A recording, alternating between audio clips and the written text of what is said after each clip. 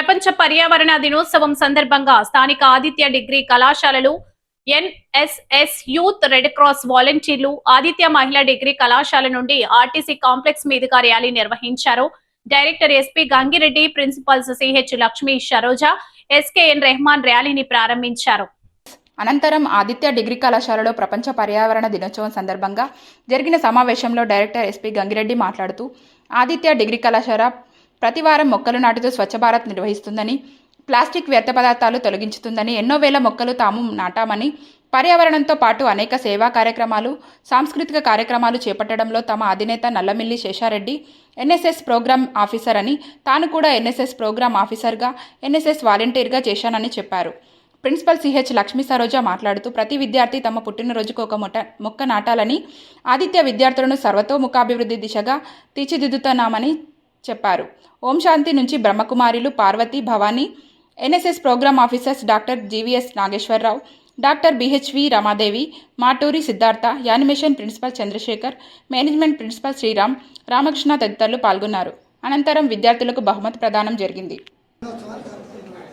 పర్యావరణాన్ని పరిరక్షించుకోకపోతే మానవాళికి మనుగడ లేదనేది సుస్పష్టం, అందులో అనుమానం ఏమీ లేదు.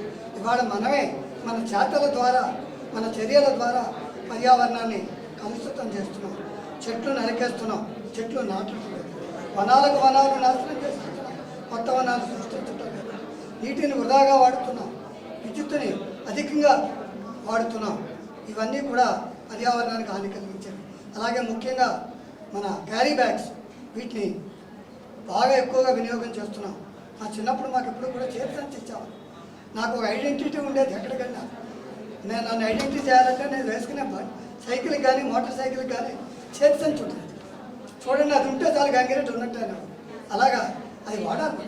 కొన్ని పెద్దలు మనకి ఆ రోజుల్లో చెప్పారు, ఇప్పుడు ఎవరు చెప్పట్లా. ఎందుకంటే వాళ్ళే పర్యావరణాన్ని పాడు చేయడానికి అలవాటు పడిపోతే మనకేం చెప్తారు. మా పెద్దలైతే అలవాటు పడలేదు కాబట్టి చెప్పారు. చేత అన్నీ ఆలోచించి మరి పర్యావరణాన్ని రక్షణ ఊహించాలి. వాటర్ లేని, కరెంటు లేని రోజు వస్తే మనం ఏమవుతాం? వర్షాలు ఎక్కువ పడ్డా, వర్షాలు తక్కువ పడ్డా, కాల వర్షాలు అయినా దానికి కారణం చెట్లు. చేత ఇవన్నీ ఎందుకు వస్తున్నాయి చూస్తున్నాం ఆ 6 రోజుల నుంచి. అయితే కుంభవృష్టి, లేకపోతే విపరీతమైన ఎండలు. ఇవన్నీ కారణం ఏమిటంటే కేవలం వాటర్. వీటిని రక్షించుకోవాల్సిన అవసరం మనకి ఎంతనా ఉంది.